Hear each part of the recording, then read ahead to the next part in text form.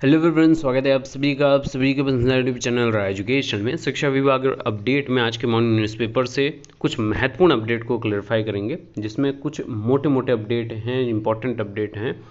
PET जो प्रारंभिक अर्हता परीक्षा आपकी है, उसके लिए आवेदन के लिए आज आखिरी मौका है, आखिरी दिन है। 4 महीने में आपको 50,000 पदों की भर्ती देखने को मिलेगी यूपी SSS की, बहुत इंपॉर्टेंट है।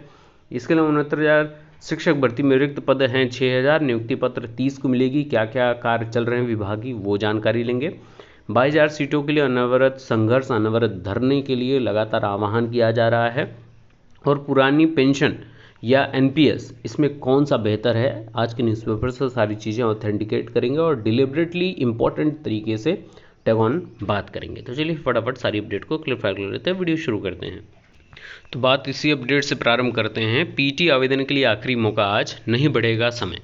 यूपी SSS से रविवार शाम तक 24 लाख ने रजिस्ट्रेशन किया है और 15 लाख ने किया है इसके लिए आवेदन।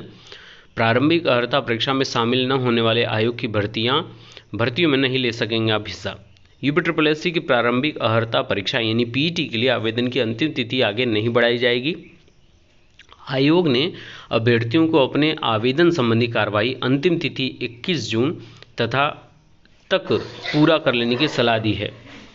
तो आप सभी को बताइए कि यूपी SSS के अंतर्गत समूह ग के रिक्त पद आते हैं और ये द्विस्तरीय परीक्षा प्रणाली यानी कि 2 स्टेज का आपका एग्जाम होगा। एक पीटी एग्जाम होगा, फिर इसके बाद दूसरा जो है मेंस एग्जाम आप कह सकते हैं, जो विभागीय परीक्षाएं होंगी। विभाग जो पद निकालेगा, निर्धारित करेगा कि इतने पदों पर ये भर्ती हो रही है, फिर वो एक मेन मुख्य परीक्षा होगी।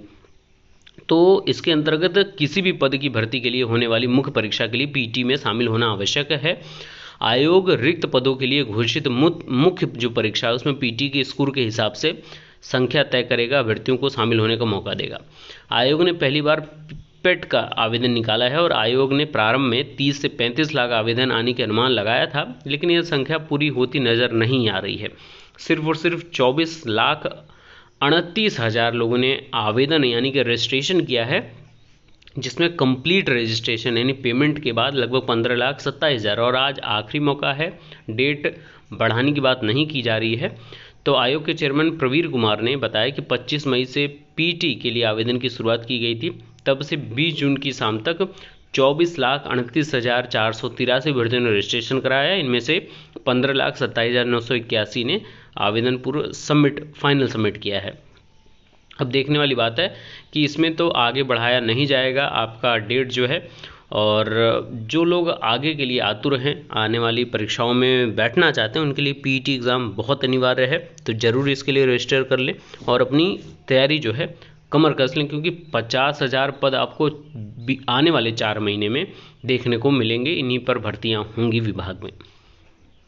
दूसरी बात करें 69,000 शिक्षक भर्ती की, इस पर मैं थोड़ा सा बहुत अच्छे से बातचीत करना चाहूँगा।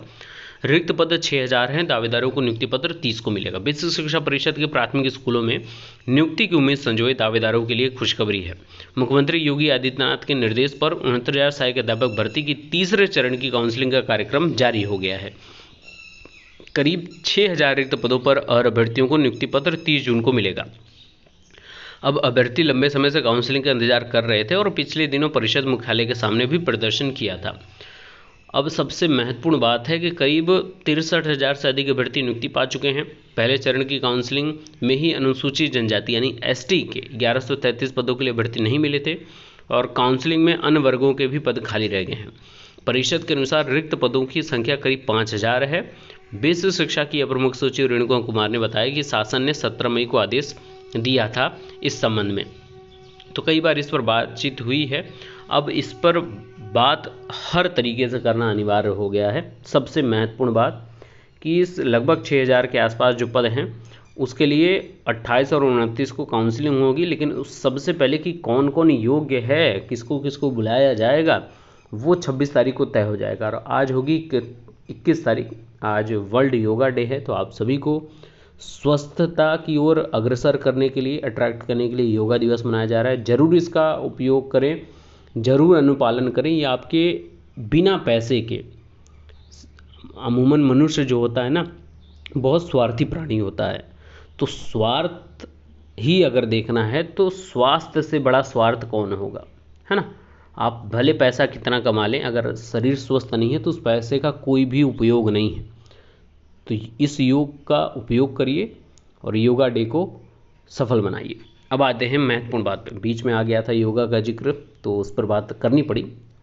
सबसे महत्वपूर्ण बात है 69 शिक्षक भर्ती की कि आपको फाइलिंग कैसे करनी है, डॉक्यूमेंटेशन में क्या क्या है। आप लोगों के कमेंट्स आ रहे हैं, उन प्रश्नों को मैं इकट्ठे कर रहा हूं और जहां तक नॉर्मल जो क्वेश्चंस होते हैं उसका मैं जवाब तो वहीं पर आपको कमेंट सेक्शन में दे देता हूं। फिर भी आपके कमेंट जो लगातार आ रहे हैं ज़रूर पूछते रहिए, क्योंकि आने वाले समय में आपको लगातार अब वीडियोज़ आपको कल से स्टार्ट हो चुकी हैं और मिलती रहेंगी वीडियोज़, है ना। आपके प्रश्नों का निराकरण कई लोगों ने मेल किया था, मेल पर ही मैंने रिप्लाई कर दिया है, जवाब दे दिया उनको, ताकि सेटिस्फाइड आप होते रहिए। राय एजुकेशन चैनल इसीलिए आप लोगों के बीच में बना हुआ है क्योंकि हम बेसिक क्वेश्चंस, आपके एक एक क्वेश्चन जो कहीं भी आपको आंसर नहीं मिलते हैं, उन प्रश्नों को उत्तर देने की पूरी कोशिश करते हैं अपने ज्ञानानुसार, अपने अनुभव अनुसार और अपने सामर्थ्य अनुसार। तो आप ज़रूर प्रश्न पूछिएगा।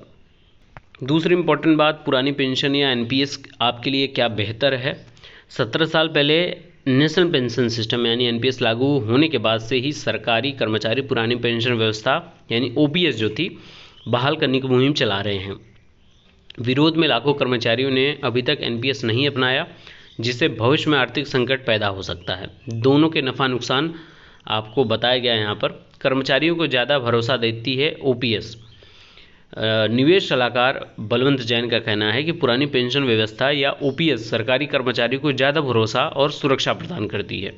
इसमें सरकार की ओर से तय लाभ दिया जाता है और 1 जनवरी 2004 से एनपीएस लागू होने के पहले जब सरकारी कर्मचारी सेवानिवृत्त होता था तो उसे उसके अंतिम वेतन की 50% राशि निश्चित तौर पर पेंशन ग्रुप में मिलती थी। इस पर कर्मचारी के सेवाकाल का कोई असर नहीं पड़ता था। इसके अलावा ओपीएस में हर साल महंगाई भत्ते के रूप में बढ़ोतरी के साथ साथ नया वेतन आयोग लागू होने पर भी बड़ा इजाफा होता था। ओपीएस धारक की मौत होने के बाद उसकी पत्नी या आश्रित को भी पेंशन मिलती थी।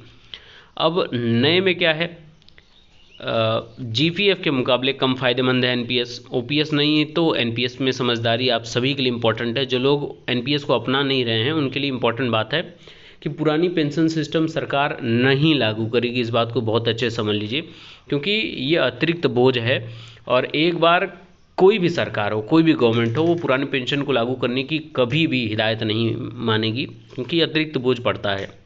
लेकिन समझदारी इसमें है कि अगर आप पुरानी पेंशन नहीं मिल रही है तो आप नई पेंशन को ज़रूर अपना लीजिए। जिन कर्मचारियों ने एनपीएस नहीं चुना और जीपीएफ खाता भी नहीं खोला गया है, उनका न तो खुद के वेतन से अंशदान हुआ और न ही सरकार ने पैसे डाले।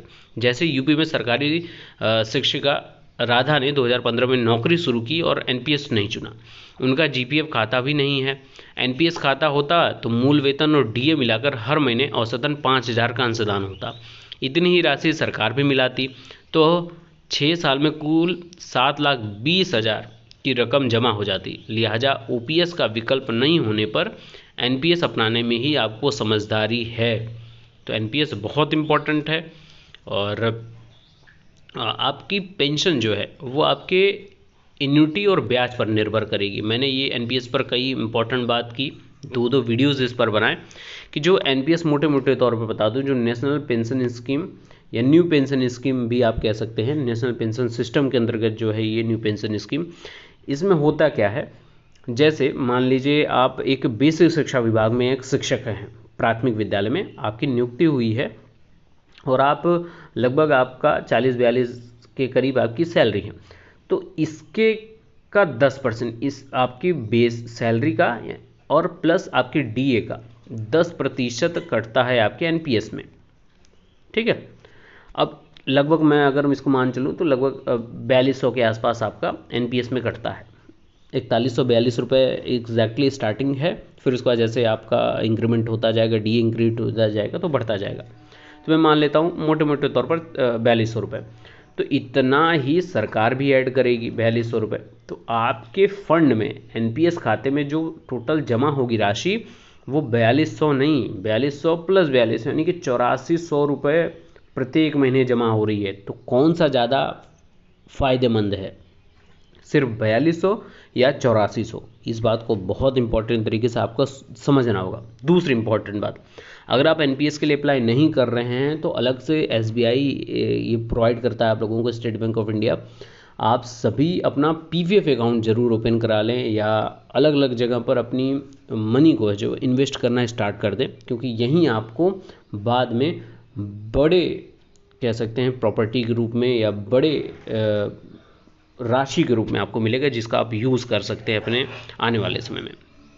तो ये कुछ इंपॉर्टेंट अपडेट रही, बाकी के लेटेस्ट अपडेट के लिए बने रहिए। Best of luck, thank you so much.